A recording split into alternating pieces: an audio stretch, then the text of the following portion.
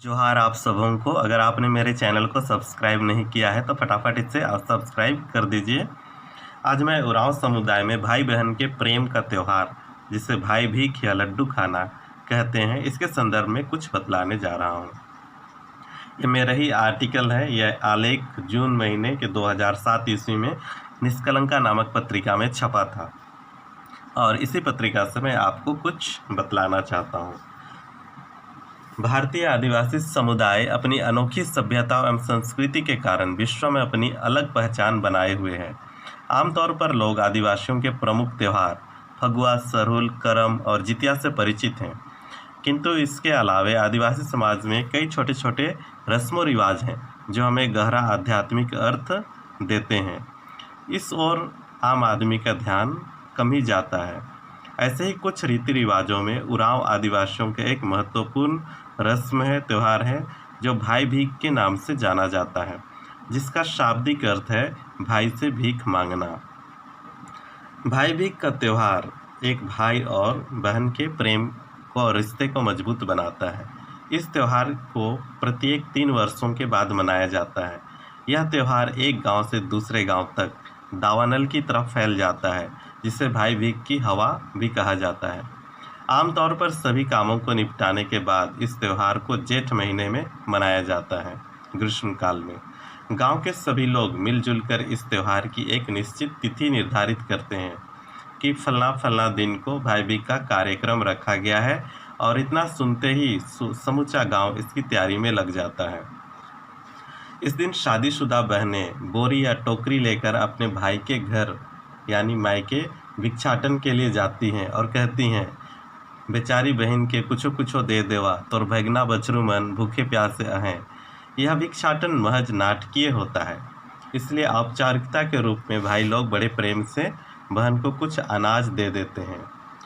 इस रिवाज को सगा भाई एवं चचेरा भाई दोनों ही निभाते हैं। अनाज को बहनें खुशी खुशी ससुराल ले जाती है और साथ ही साथ सभी भाइयों को न्योता देती है, निमंत्रण देती है कि फलना फलना तारीख को भाई भीख की रस्म एवं खान पान में सपरिवार शरीक हों। यह त्यौहार वैसे बहनों के लिए दुखद होता है जिनका कोई सगा भाई नहीं होता है। ऐसी परिस्थिति में वे मायके के किसी भी व्यक्ति को भाई मानकर निमंत्रण देती है। इस तरह उन्हें मुंह बोला भाइयों पर ही संतोष करना पड़ता है। नैहर से लाई हुई धान को बहनें बड़े प्रेम से सुखाती, कूटती एवं आटा बनाती हैं, और त्यौहार के दिन बहनें गाना गा गा कर लड्डू पकाती हैं एवं भाइयों को आशीर्वाद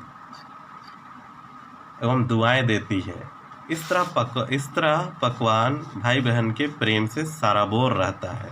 जैसे ही अतिथियों का आगमन होता है, भाइयों के स्वागत के लिए बहनें दरवाजे पर दौड़ पड़ती हैं और भाइयों के सम्मान में आसन के रूप में चटाई बिछाती हैं एवं बैठने के लिए पीढ़ा या कुर्सी देती हैं। तत्पश्चात कच्चा पानी से कांसे की थाल में भाइयों एवं अतिथियों के पैर धोती है और पद प्रक्षालित जल को, पैर धोए हुए जल को अपने घर के छप्पर पर फेंकती है। यह रिवाज उनके घर में भाइयों के आशीर्वाद बने रहने का प्रतीक है। इतना ही नहीं, एक घड़ा चावल का हड़िया लाया जाता है और सभी लोग मिलकर धर्मेश, पूर्वजों एवं नाद, अच्छी एवं बुरी आत्मा को तपावन के रूप में हड़िया एवं लड्डू चढ़ाते हैं। तत्पश्चात बहनें अपने भाइयों को बारी बारी से एक एक दोना हड़िया देते हुए सलाम करती है और बड़ों को ताची, दादा, काका, बाबा, भैया कहकर आशीर्वाद की कामना करती है और छोटों को बाबू, बुच्चू, एंगदा, सोना, रूपा कहकर अपना स्नेह देती है। इस तरह बहनें बचपन के उन लम्हों को याद करती है जिसे बहनों ने अपने भाइयों के साथ बिताया था। बहन का भ्रातृ प्रेम बेकाबू हो जाता है और वह अपने हृदय के उद्गारों को गीत के माध्यम से अभिव्यक्त कर गा उठती है। पांचों भैया अड्डा नुम्र अदर होले, गोल्लर बोल्लर वैसे सोबदर, टटका मन्ने लेके लिहोर लोहोर सोबदर। तुम पांचों भाई एक साथ हो, राजा महाराजा से कम शोभायमान नहीं हो। तुम सब आज झलझबरा आम पेड़ की तरह शोभते हो। तत्पश्चात भाइयों एवं अतिथियों को बहनें प्रेम भोजन कराकर थोड़ा नाच गान करने के बाद विदा कर देती हैं।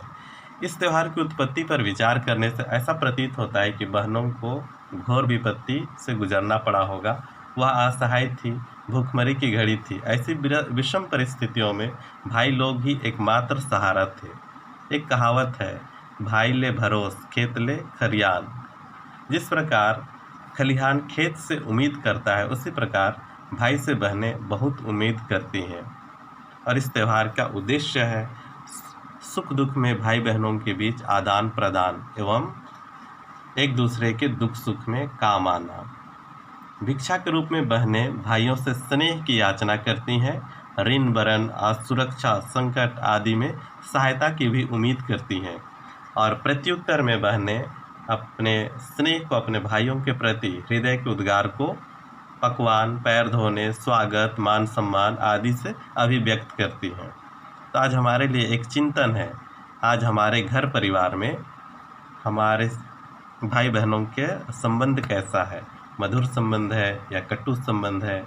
अगर मधुर संबंध नहीं है तो हमें संबंध को मजबूत बनाने की आवश्यकता है। धन्यवाद।